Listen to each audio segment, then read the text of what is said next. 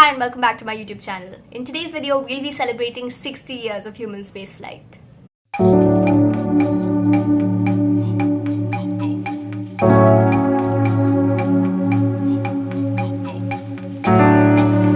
Gather around kids, it's time for this special story. On 8th April 1961, Yuri Gagarin became the first human being in space. He did this on board his capsule, the Vostok 1, and was in orbit for an hour and 48 minutes. Fun fact, did you know that the landing system of the capsule actually did not work during the recovery and he had to use his own self-made parachute to land to safety? Every year, space enthusiasts all over the world celebrate the weekend closest to the 8th of April as Yuris Night. This is basically a celebration where people from all over the world come together to talk, share, and just enjoy the fact that it's been 60 years since humans first went into space. I know I'm a little late to Yuri's Night. I actually wasn't able to attend any Yuri's Night party this year. They happened virtually, of course, and I had an amazing time at last year's party, but this year I wasn't able to go.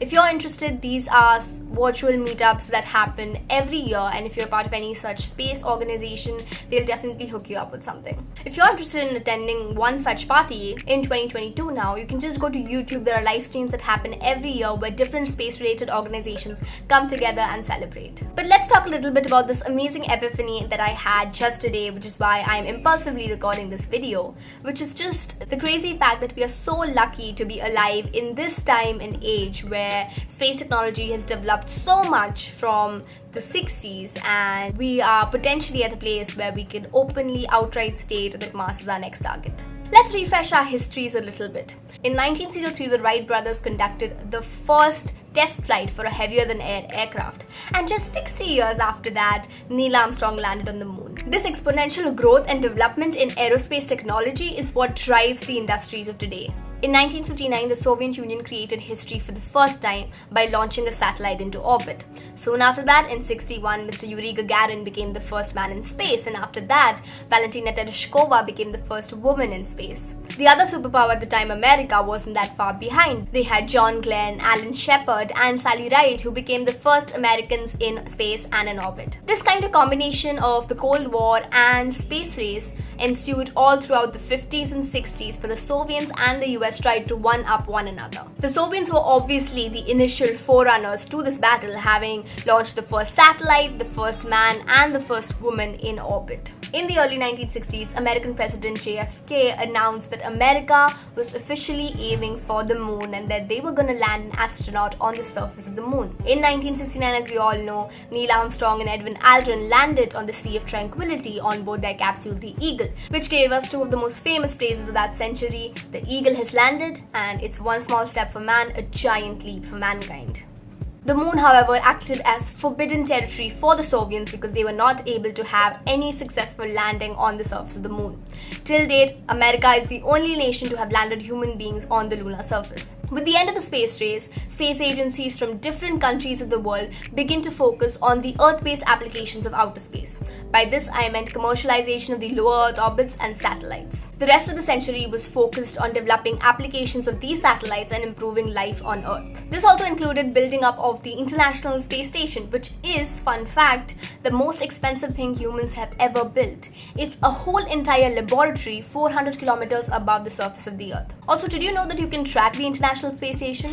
NASA has a website where if you enter in your location, it will share the next time at which you can actually see the ISS pass by you. And it's not that difficult to spot, just it passes by very quickly. With this, we made it to the early 2000s.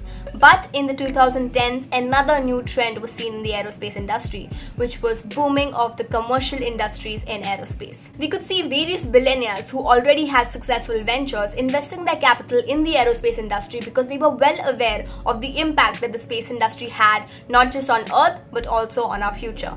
We had Jeff Bezos with Blue Origin, Elon Musk with SpaceX, and Richard Branson with Virgin Orbital. Other than that, several other startups and aerospace private companies were developed in different nations to act as contractors and provide services and components for space missions.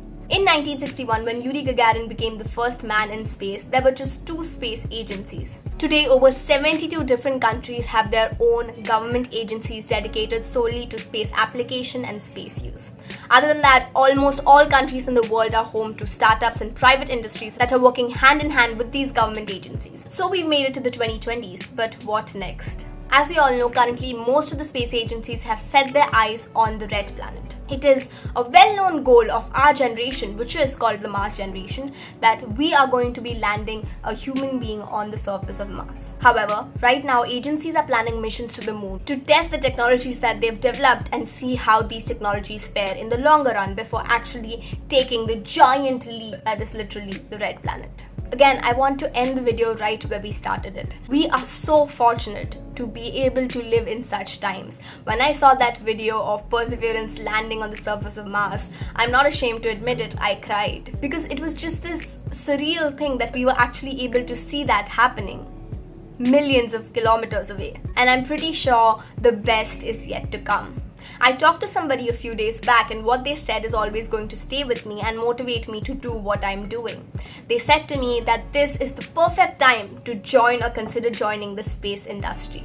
The space industry is on the verge of a huge boom that is going to be lasting for decades. So what I want you to take away from this video is, if you have an interest in space, be it any form of space, be it any career field related to the space industry, please pursue it. This is the perfect time to be joining this sector of work. It's an amazing industry with amazing people. Yes, it's difficult. I mean, it's literally rocket science, but that's the end goal. You know, years from now, maybe you will be able to tell the story, oh yeah, I was a part of the team that sent a human being on Mars.